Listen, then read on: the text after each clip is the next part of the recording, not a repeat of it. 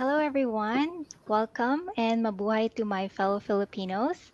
And just to keep the introductions underway, this webinar is an initiative between Sable Remit and Sable International. So thank you so much for registering for this webinar. We really appreciate it.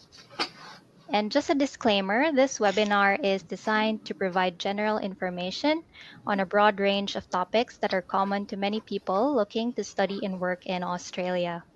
The information in this presentation cannot be used as advice on your specific immigration matter, and no liability for any actions taken as a result of this webinar is assumed. So for tonight's webinar, we will be talking about employer-sponsored visas, the top things that you need to know. And with this, I'd like to briefly introduce myself. My name is Denise Castro. I am the product manager of Sable Remit. I was born and raised in Manila, Philippines, and I worked there for around 7 years before coming here in Australia in 2019 as a grad student. I also earned my master's degree from the University of Melbourne in 2020, and now I handle the marketing and the customer relations of Sable Remit.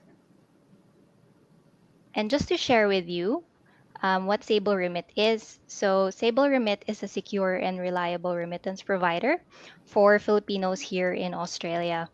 We are part of Sable International, an organization that provides um, cross border financial and immigration services to a global community.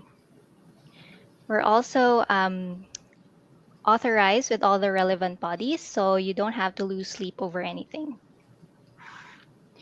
So before we get into the bulk of our presentation, I just want to let everyone know that if you do have questions anytime during the webinar, feel free to send your questions through the chat function. I believe it's on your right side. So you can type in your questions at any time. It won't disrupt anything. And we will start the Q&A session after the presentation.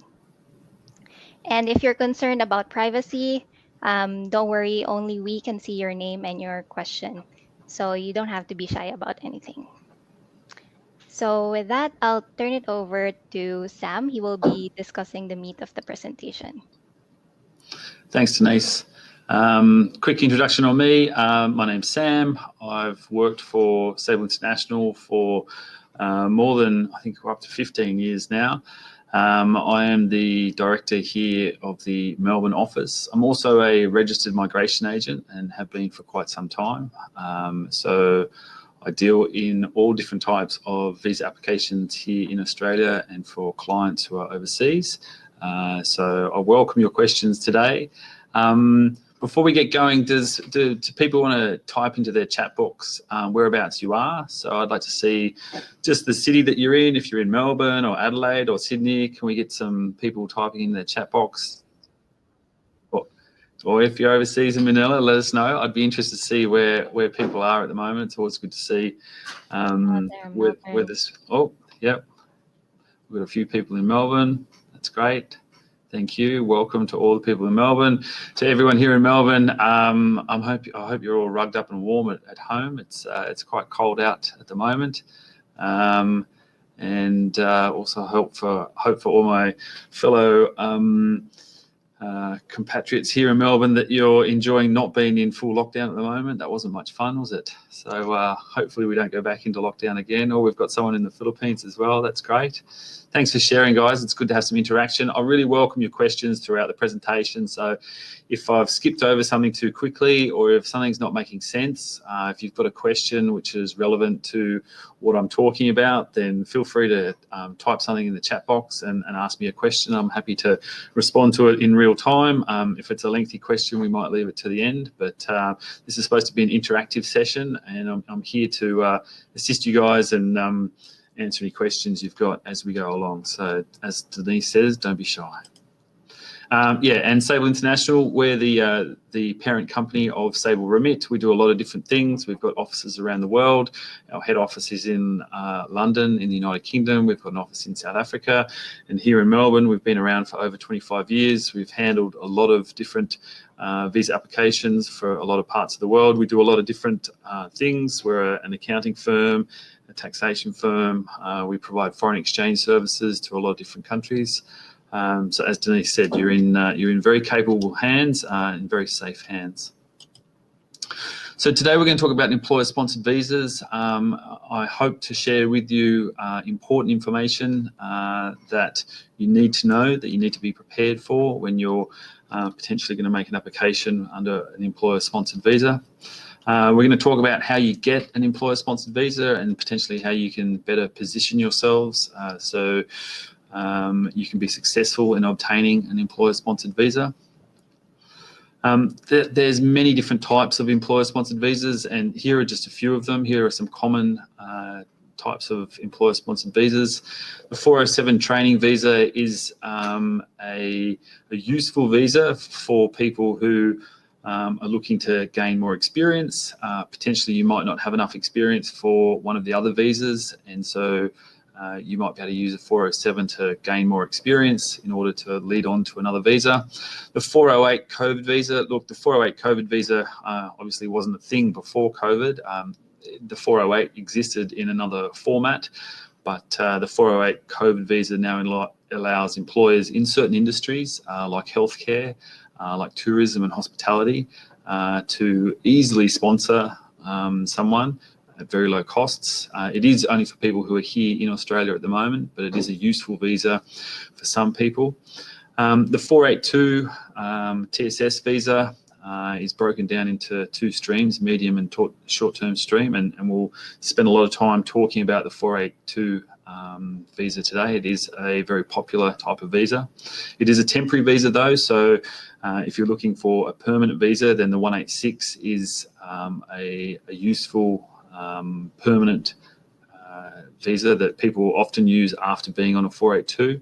And there's a regional visa, the 494 is a skilled employer sponsored visa as well, and is helpful for people who live and work in the regions, and especially to those who are working in a short-term occupation. It's one of the few visas that does allow for permanent residency, or has a pathway to permanent residency if you're in the regions.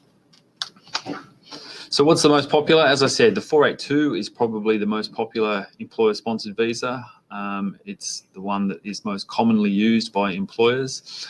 The 482 replaced the old 457 visa in March 2018. And they are similar, they are very similar, but some major changes were made when they replaced the 457. And they're important changes that you need to be understanding of, so that you prepare yourselves correctly for a 482 application, and you don't do anything that might disadvantage you in the future. So the 482 visa does not have an age criteria. You can be of any age. You have to be over the age of 18, but there's no upper age limit. There are typically skill requirements on qualifications, although some occupations allow you to be qualified through experience only. All people applying for a 482 visa must have a minimum of 2 years work experience. That's regardless of what qualifications you might hold. You've got to have at least 2 years of experience which is relevant to your occupation. Some occupations for a 482 also require a skills assessment, so it's mandatory for some occupations to hold a skills assessment. We'll touch on that in more detail a bit later on. There is an English language criteria, so generally speaking, if you've done an IELTS exam and achieved a score of at least 5 across all 4 bands, then that will be sufficient. The IELTS test report must be no more than 3 years old at the time of application. You can be exempt. There are a number of exemptions for the English language criteria. One of those exemptions are for people who have had at least 5 years of full-time study where classes were taught in English. That's at secondary school level and at tertiary level. And I know many of our Filipino applicants have English language skills which were taught across the course of 5 years and are exempt on that basis. So that's a very helpful tip. And you must hold health insurance. So similar to the student visas, the 482 also requires you to hold health insurance. You don't have automatic access to the Medicare system here in Australia on this particular visa. So most people will need to hold health insurance. You can include your dependent family members on this visa, so your spouse, your children up to the age of 23 can also be included on this particular visa. If anyone's got any questions about the criteria, feel free to jump in now. If I haven't touched on something that you were interested in, feel free to send us a message in the chat box. Denise, did you have a point? Yes. So I was gonna just ask about the skills assessment. So, what does that usually look like? Is that an exam, or is it just like something on paper that you've worked a certain number of years? Yeah, look, skills assessments are different for all different occupations. So depending on what occupation you're applying under will depend on what type of skills assessment you do.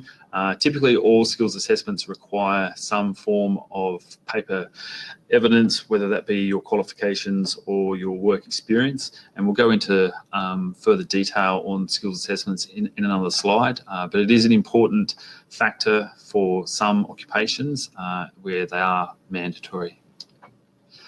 So what is required from the employer in order for them to sponsor you on a 482? So the employer must be offering you a full-time contract. The contract cannot be for a part-time role.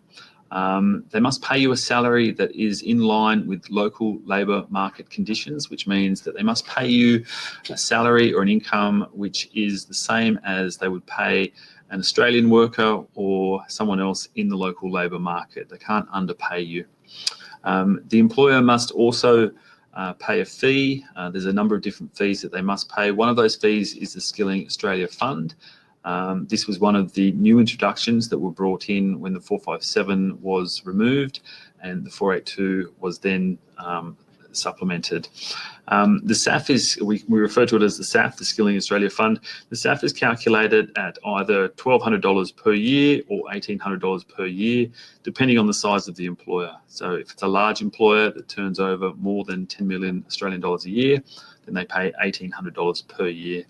The SAF is paid up front, depending on how many years the employer is nominating you for. So if they're nominating you for a full 4-year visa and they're a large employer at $1,800 a year, then it's going to cost them 7,200 Australian dollars up front. So it is quite a considerable cost. You need to understand that the employer is making quite a large investment in you and in the visa. So it's important that both you and the employer understand the technical requirements of the visa before you get started. The employer must, as I say, do a number of things before you can apply for a visa. They must apply for a standard business sponsorship agreement, or what we refer to as the SBS. Now, the SBS is a license. It's issued for 5 years. And a business must hold an SBS or must have applied for an SBS in order to sponsor someone in their particular business. Someone's just posted a question, is the SAF per employer or one-time registration for them? So it's per employee that they are nominating, so it's not a one-off. The SBS is a one-off for 5 years, but the SAF is for each particular employee that they are nominating. As I say, it's calculated on a per year basis and paid up front.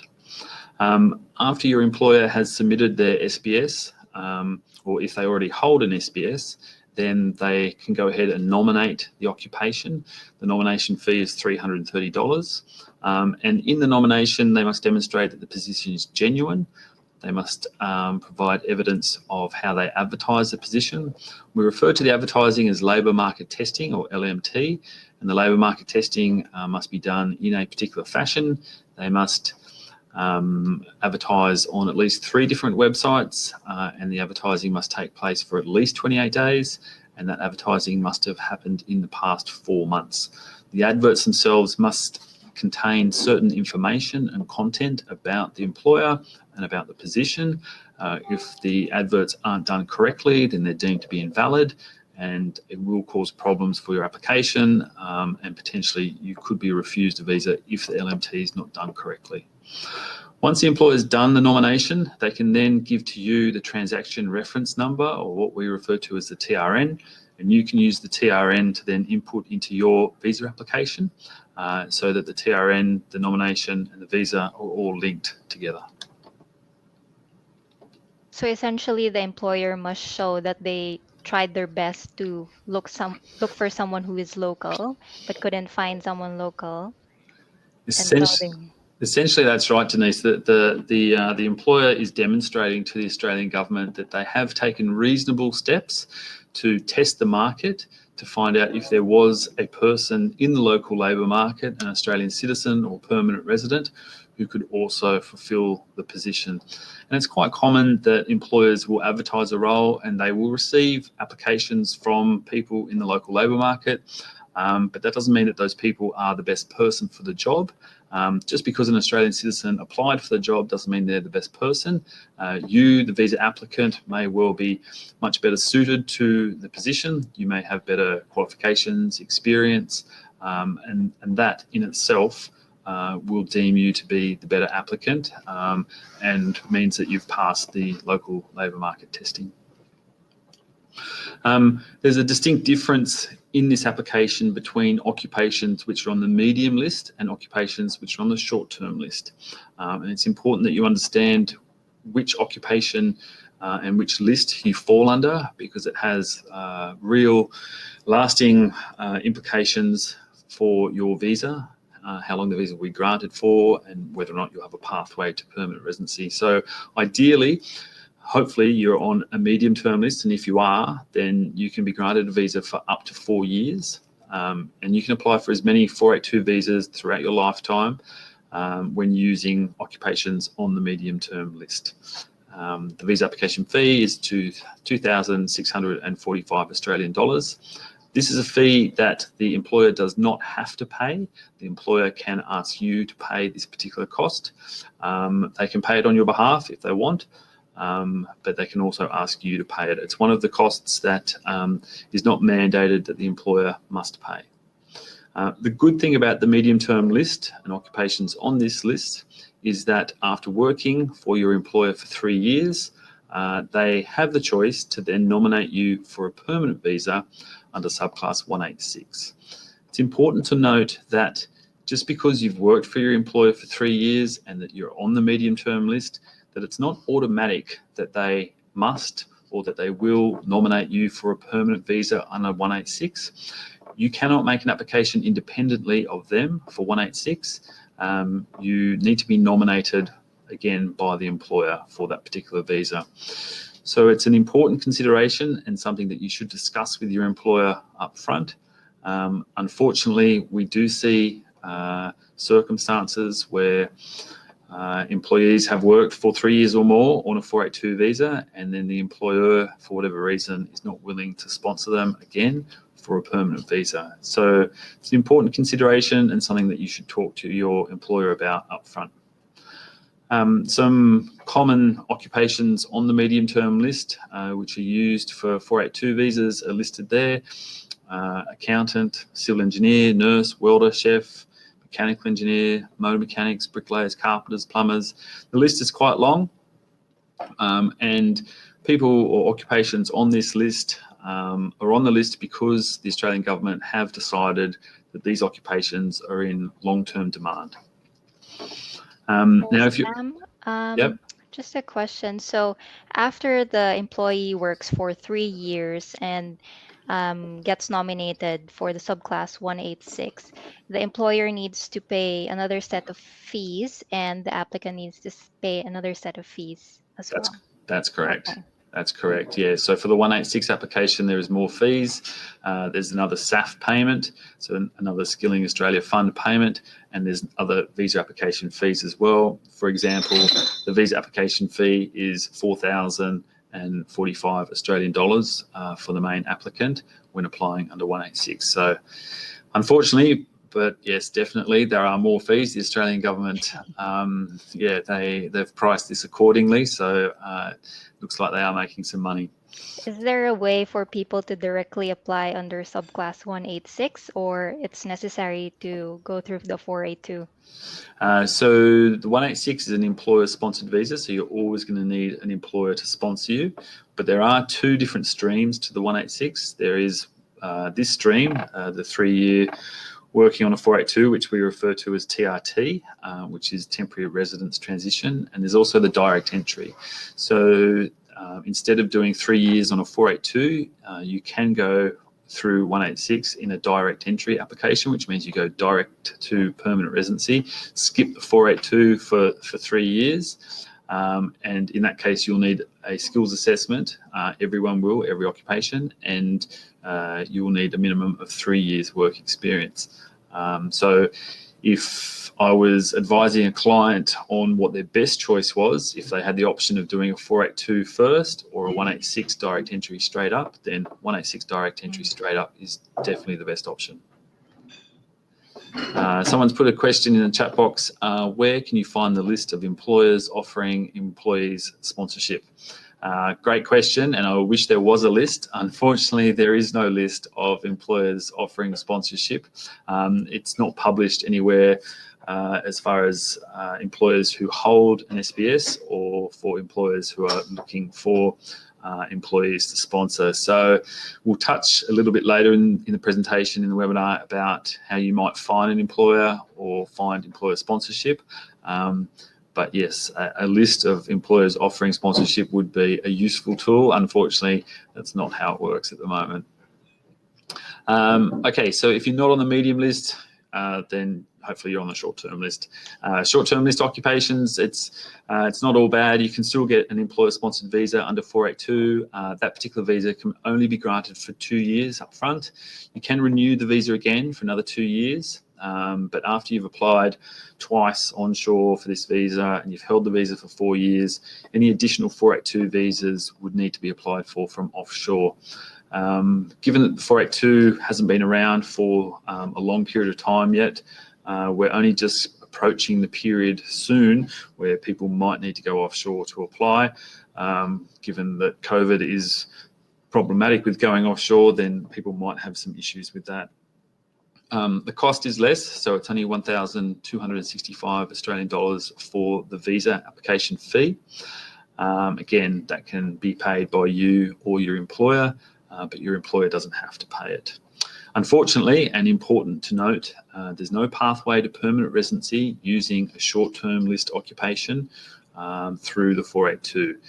It is a temporary visa that does not lead to a possible pathway to permanent residency. And some examples of occupations on the short-term list: finance manager, marketing specialist, web designer, graphic designer, cook, pastry cook, baker, toolmaker, etc. It's interesting to note that accountant is on the medium-term list and finance manager is on the short-term list. Now, these are very similar occupations, and a lot of people train as an accountant and then work as a finance manager. And often a finance manager is more senior in an organisation than an accountant. Yes. So I'll have people come to me and say, Sam, I want to be sponsored as a finance manager because I've got lots of experience and I've worked for this business for a long time, and they want to sponsor me as a finance manager because I manage other people in the finance department and I manage other accountants. And people can be surprised to learn that it's not in their favour to apply using the occupation as finance manager, which sounds a little bit strange because you would have thought that a manager sits above an accountant and that they would be higher on any particular list. But it doesn't always work that way, and that's why it's a really important consideration to understand which occupation your list sits on. And it's quite interesting because some of the occupations found on both of these lists, they're quite similar. Like, for example, secondary school teacher and a primary school teacher, which in some countries they may have, taken the same degree in university, and maybe they just chose to teach primary school or secondary school. So I guess there's a fine line, like where do you fit under? That's I guess. exactly right, Denise. Yeah. So secondary school teachers and primary school teachers, it's interesting that secondary school teachers been on the long-term list for forever, basically. So there's not enough secondary school teachers. I think it's perhaps because people don't want to teach secondary school students. Perhaps it's not as nice to teach secondary Yeah, school teachers. not as pleasant. Yeah, that's right. The younger and the smaller the students, the easier it is to teach them, perhaps. So it tells you that there's more people here in Australia who are teaching primary school than there are in teaching secondary school. So yeah, secondary school teachers are more in demand than primary school teachers. So what is a skills assessment and who needs one? So a skills assessment is a document that's issued by an Australian authority who is referred to as a skill assessing authority, and the authority has been appointed by the Commonwealth Government to assess people's skills. Typically, the skills assessing authority is the industry standard in Australia who manages that particular industry. So Engineers Australia, for example, are the skills assessing authority for any engineering occupation, civil engineers, mechanical engineers, etc. And Engineers Australia will assess people's academic qualifications. In order to be assessed as an engineer, you need academic qualifications to demonstrate that you can do that certain job, that you're academically qualified to do that certain job. But there's many different skill assessing authorities, and you need to find out which authority is responsible for assessing your particular occupation. For example, a chef is assessed by VetAssess, and VetAssess requires, if you're a chef, this is that you've got 5 years of employment in the experience of a chef with no formal training, or you've got 3 years of employment with relevant training, and that relevant training is normally conducted over the period of 2 years. So again, it's really important that you understand who's assessing my skills and what is the criteria that they have set down. And the skills assessing authority decides what is the industry standard and what qualifications and experience is required to be positively assessed. Most assessing authorities will require that you submit evidence of your academic qualifications and your work experience. And the assessing authorities are quite thorough. They need quite a lot of documentation. For example, when it comes to assessing your employment, they'll want employment references. They'll want evidence that the employment was paid for. So they want pay slips and tax documents and bank statements. So it takes quite a lot of time to accrue all the information, all the documents you need to provide to the assessing authorities. When it comes to the 482 visa, there are 25 occupations which are mandatory to have a skills assessment for. It's interesting to note that for some occupations, some of those 25 occupations, it's only mandatory to have a skills assessment if you're from a particular country. This might seem somewhat discriminatory.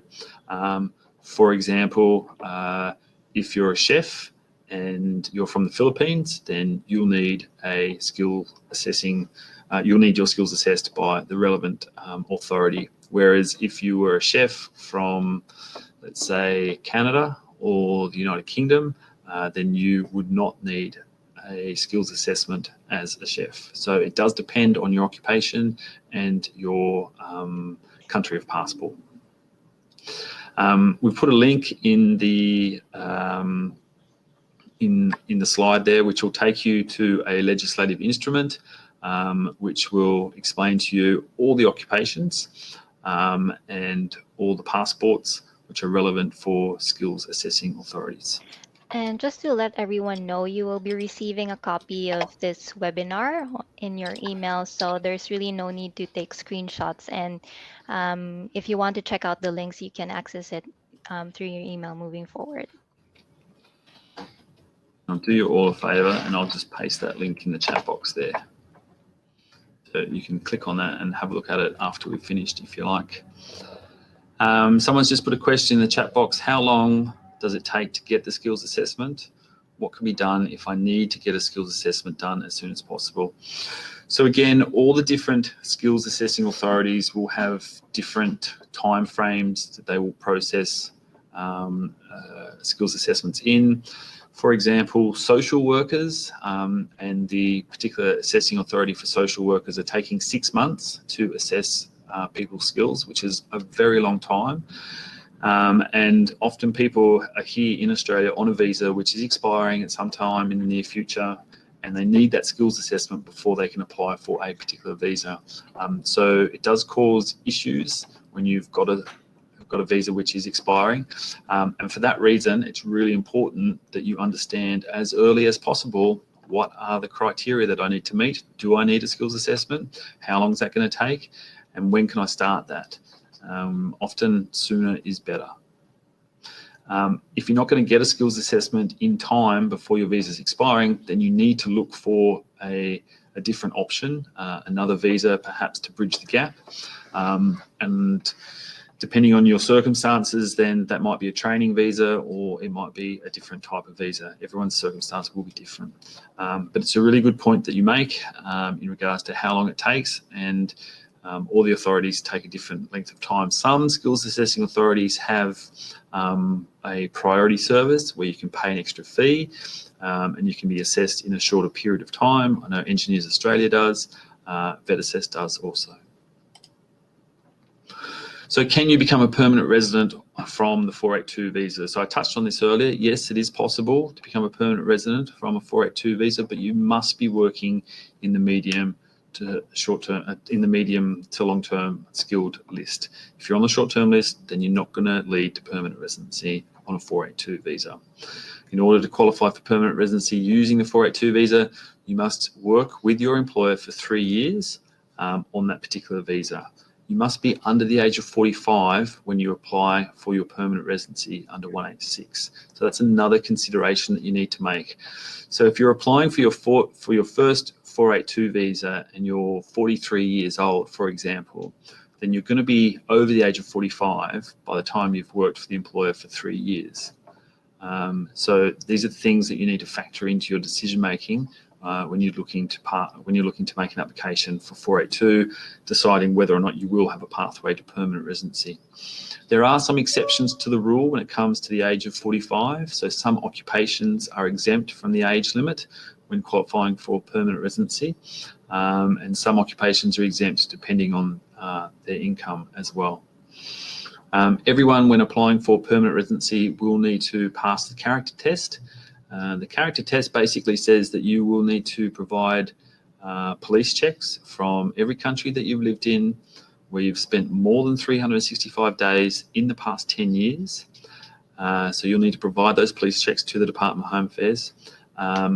In order to pass the character test, you must not have been charged with an offence which resulted in an imprisonment of 12 months or more. If you've been convicted of an offence which resulted in a charge of more than 12 months imprisonment, then you will fail the character test. In addition, you need to also pass a health test, so everyone will attend a health examination. Again, you need to pass a health examination in order to be granted the visa. In this case, when transitioning from 482 to 186, you need to have passed an English language assessment. There are no exemptions in this particular stream. You must have had an English test which is at least IELTS 6 across all 4 bands. And is it required that the English assessment is only IELTS, or can the other? The other ones are admissible also. So you might have done Pearson's or Cambridge. So there's 4 or 5 different ones that you can elect to have used. I was just used IELTS as an example, but the other ones are admissible as well. So how do I secure an employer-sponsored visa? So these are just some good tips. Some of them are quite obvious, but they're worth mentioning. So if you're at this point in time choosing an occupation to study, then again, refer to the medium list and see perhaps if you can choose an occupation or a course of study which aligns to an occupation on the medium to long-term list. Try and gain experience in the occupation whilst you are studying. Try and find an employer who will take you on and work part-time with them whilst you are studying. You can build a good rapport with your employer potentially that might lead you into an employer-sponsored pathway. Talk to your employer early on, perhaps not too early on, perhaps not at interview stage, but at some point in time, you need to broach the subject with your employer about employer sponsorship. It's no good working for an employer for 2 years on your postgraduate visa, for example, coming towards the end of that 2-year period and then asking your employer, would you consider sponsoring me? And they turn around and say, no, we've got a company-wide policy which we don't sponsor. You just wasted 2 years. So, whilst I say it's not potentially good to talk about at interview stage, perhaps it's not a bad idea to raise it, quite early on. I know I've had clients who have been working in occupations in demand, and they've had a number of interviews with a number of different employers, and they've had offers from a number of different employers, and they've put themselves in situations where they can actually negotiate their way into an employer-sponsored pathway down the line. So if you are in demand and you do have options, then this is the conversation that you should be having with your employer. I think Don't that's good advice, Sam, because a lot of job listings actually indicate there that they're not willing to sponsor at all. And a lot of international students, they apply anyway, and they just think, oh, maybe after a year they'll really like me and they'll change their mind. But um, I I don't think that's going to change, right? If they already said that they're not willing to sponsor you. And quite often it's a policy which is set by Mm, human resources, because the HR department doesn't like doing visas because it's more work for them, admin work. basically. Yep. It's more work for them. It's more costly for them. They don't understand the process, and they don't want to get involved. So they have this blanket approach, which is we don't sponsor. Sometimes you do change their mind. If you're a really good employee and you've got great skills, sometimes they'll make an exception to the rule. But yeah, often if that's the blanket policy, then that's what they're going to follow. So yeah, you shouldn't go in there blindly thinking, oh, maybe it'll work out for me later on. You should be well aware of what your likelihood of success is with a particular employer for sponsorship. And about not leaving it to the last minute, there's no benefit to you by not talking about this with your employer, especially if your employer does agree to it, and then we need at least 28 days to run the labour market testing, and you've run out of that time. Then I talk to too many prospective clients who have an employer who do want to sponsor them, but their visa's expiring in 2 weeks' time, and they've run out of time, so they've done themselves no favours whatsoever. And this is an important note: help your employer understand what's involved. So perhaps do some research, talk to a migration agent, get some background information, take some information to your employer and say, well, I've done the research and this is what it's going to take and these are the costs, and help to educate your employer about what the process entails. Because often it's ignorance on the employer's part that means that they don't want to sponsor, because they simply don't understand. So if you can do some of that legwork for them, or if your employer wants to speak to a migration agent, put them in touch with us. I'm quite happy to have conversations with employers and educate them on what's required on applying for an employer-sponsored visa. Consider working in a regional area or it's difficult for employers to find your skills. This might improve your chances of obtaining an employer-sponsored visa. The added benefit of working in regional Australia is you have access to the 494 visa, which means that if you are working in a short-term list occupation, then you can still use the 494 as a pathway to permanent residency. It's kind of like a 482 for regional employers, so that you can then still access permanent residency further down the track. So someone's just put another question in the chat box, and they've asked, you mentioned that you must have 2 years of work experience when applying for a particular job, or when applying for the visa. My question is, must it be a paid job? Or if I'm doing volunteer or doing unpaid internship for two or more, would that be okay? So unpaid jobs where you're just perhaps giving your time to gain experience would not be admissible for the 2 years of experience. If it's in a structured internship, then potentially it can be included. So structured internships are often designated for particular occupations. For example, some medical professions require or allow for internships, and that experience gained in the internship can add towards the 2 years that you need. But again, it's really important that you understand which occupations and which types of internships would allow for that. There's another question. In your experience, are there employer sponsorships for the professions like counselor or HR trainer?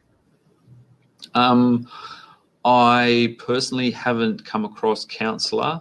Um, I have um, I have had a few clients who have been sponsored in HR positions. So I wouldn't say it's common, but it is possible. The occupation is on the list.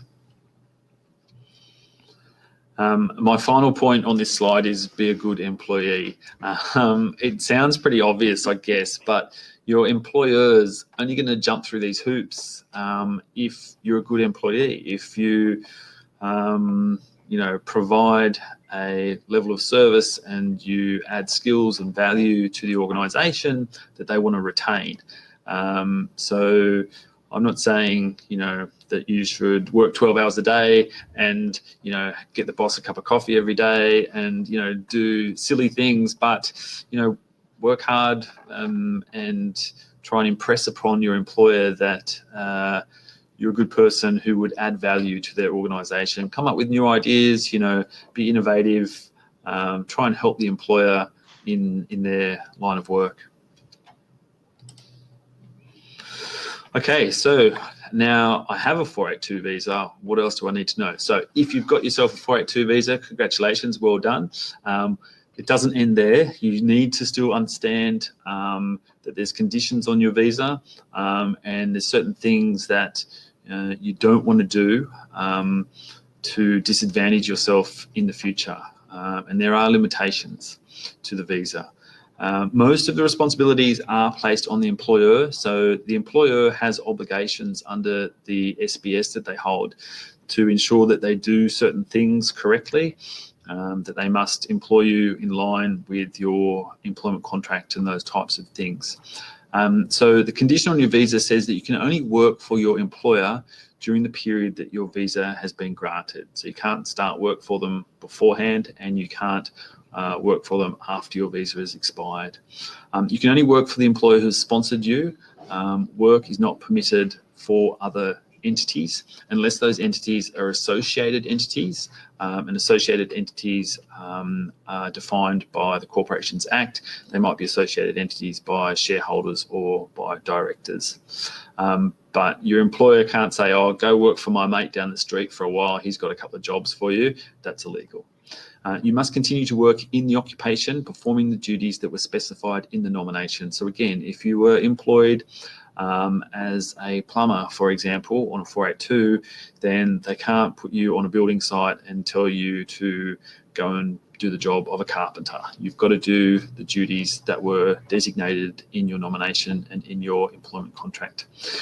You are entitled to annual leave and public holidays just the same as every other Australian employee. You're entitled to superannuation and those types of things as well. Someone's just put a question in the chat box. Can I work on an ABN and do Uber on the weekends? No, you can't.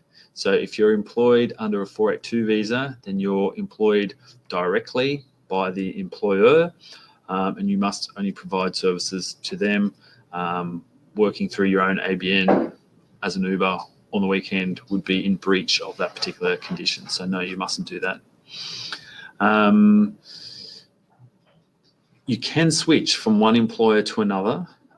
So if you find a new employer or a new employer finds you and you're headhunted into a new position, then you can switch from one employer to the other. A new nomination needs to take place. So you can't start work with the new employer until that sponsorship has been processed. It's important to note that the 3 years that you need to do in order to qualify for permanent residence through the 186 needs to be with one employer.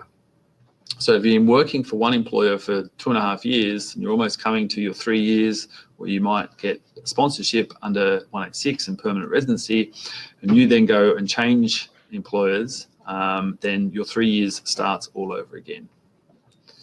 And the final point here is your visa can be cancelled if you stop working for your employer without permission. As I said, you can take holidays. You can even take long service leave if it's agreed, or even leave without pay in some certain circumstances. But if you resign, for example, and you just want to go and sit on the beach for a while, then your visa can be cancelled because your visa is tied to your employer and to the job that you were sponsored to do.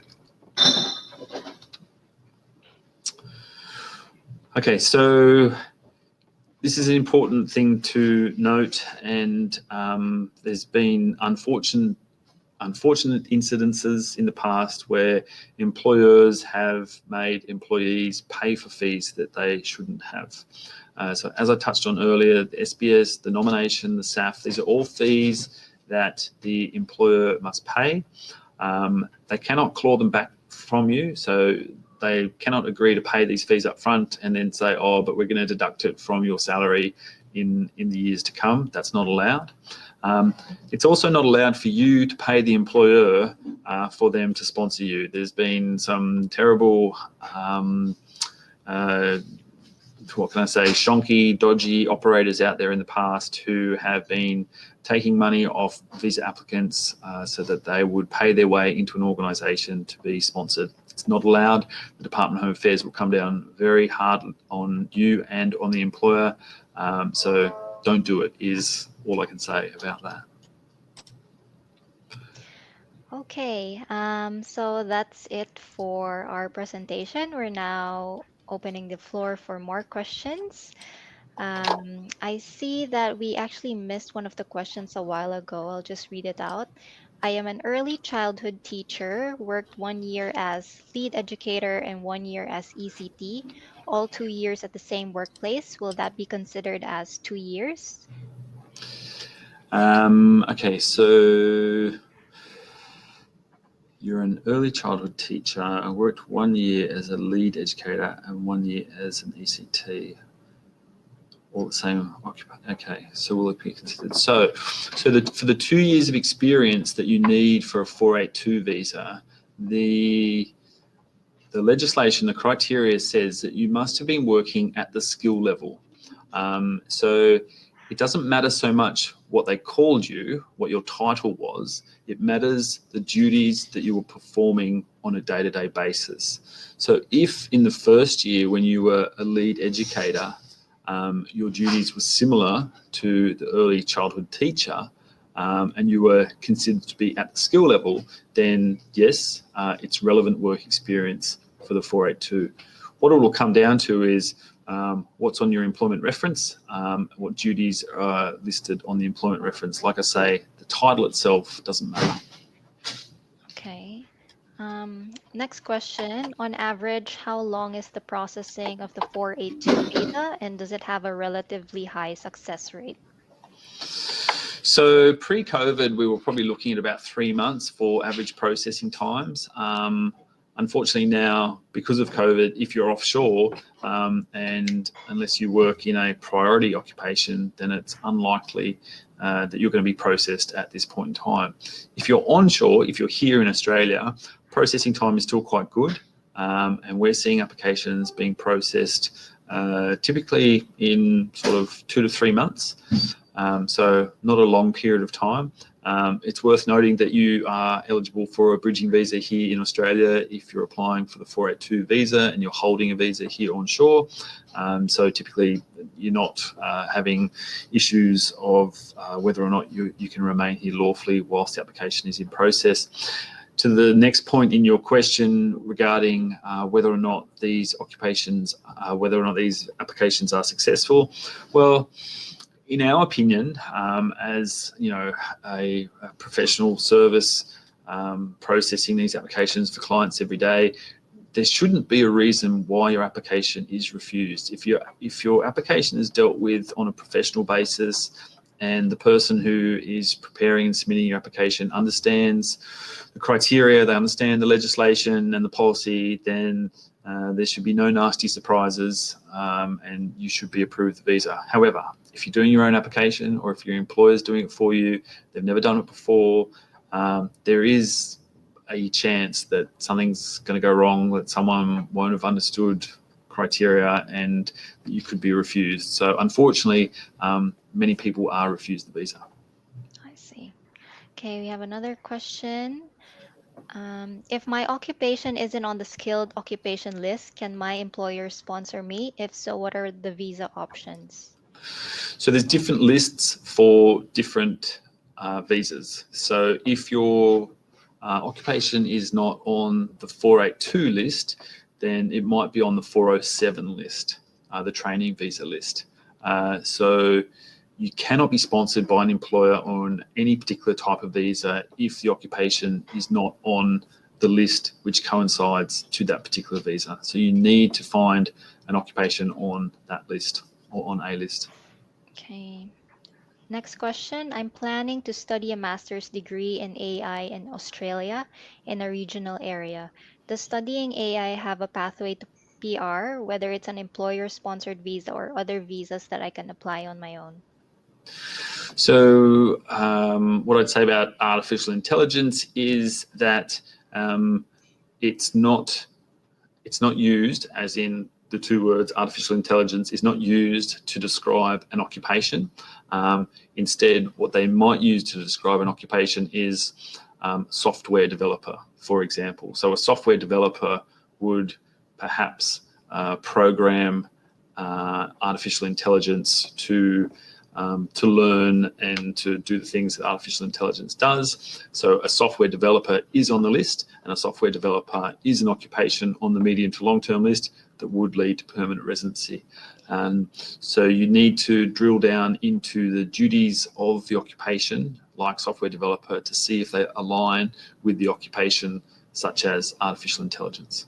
I think it's also important to note that it's also this is also one of the reasons why it's best to consult a registered migration agent, because sometimes your degree or your skills don't necessarily um, are not exactly on the list, but maybe in some way it's actually under the occupation list because it just has a different definition. It's so true because there's new occupations coming out every day with new titles like artificial intelligence, which aren't covered off in the occupation list because some of the lists are quite old, some of the occupations are quite old, but it doesn't mean that they don't closely align to a particular occupation like artificial intelligence. Okay, next question. Can you talk a little bit about the 408 visa? Is there anything the employer needs to do or the employee can apply themselves if they are working in a critical sector? Yeah, so you will need a letter from your employer to support your application under the 408 visa. Typically, that supporting letter from your employer needs to state that they were unable to source another person to do this job. They don't need to demonstrate labour market testing. They basically just need to write a letter to say that they want to employ you and that they can't find anyone else here in Australia to do the job. And if you're working in one of those critical sectors like healthcare, tourism, then the likelihood is that because they're critical and the government's designated them as critical and we don't have enough people to do these occupations, then the likelihood is that they'll accept the fact that the employer is not able to find someone in that occupation. Okay. Um, Next question. Do you help with getting a job in employer sponsorships? Um, Occasionally, I do. Occasionally, I have a client who comes to me who says, Sam, I'm looking for someone. I'm looking for these skills. I have a client at the moment who's looking for a construction project manager out near Werribee. They're a small to medium-sized construction firm who cannot find the skills they need, and they're looking to employ a construction project manager. So it happens occasionally, but typically that's not our job in the process. It's typically we don't go finding employers for you.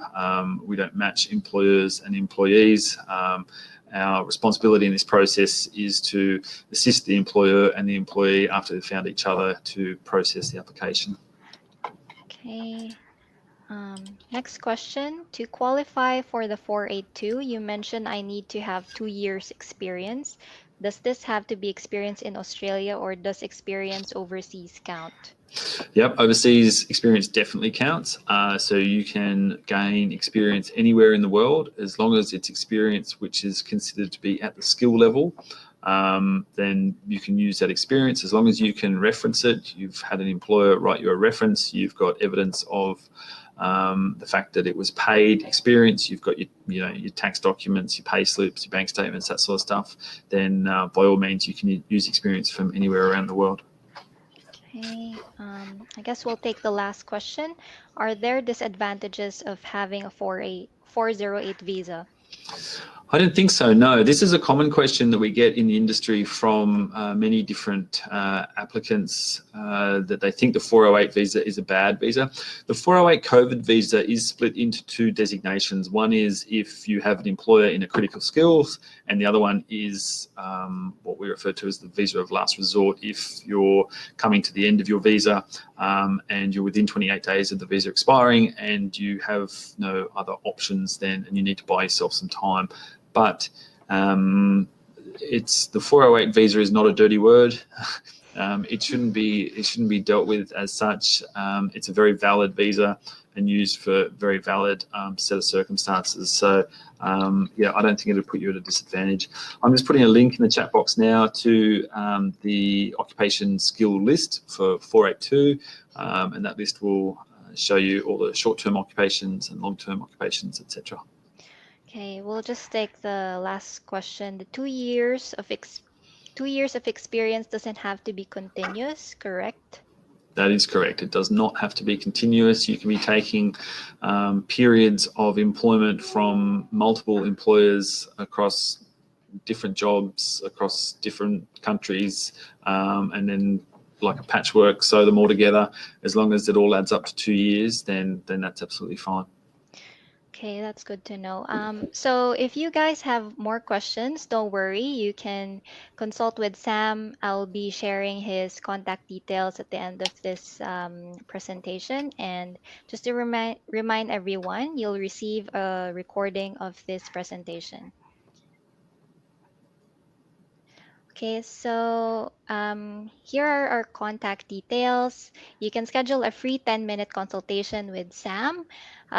Here are the numbers and the email addresses. You can also visit sableinternational.com. Just to remind everyone, this webinar was a joint initiative between Sable International and Sable Remit. And as part of the deal, you will also receive 5 free transfer voucher codes to the Philippines in your inbox after today. And you can redeem that once you register at sableremit.com.au. So that's it from our end. Thank you, salamat, and hope to see you guys in the next webinar. Thank you very much. Bye. Thanks, everyone. Bye now.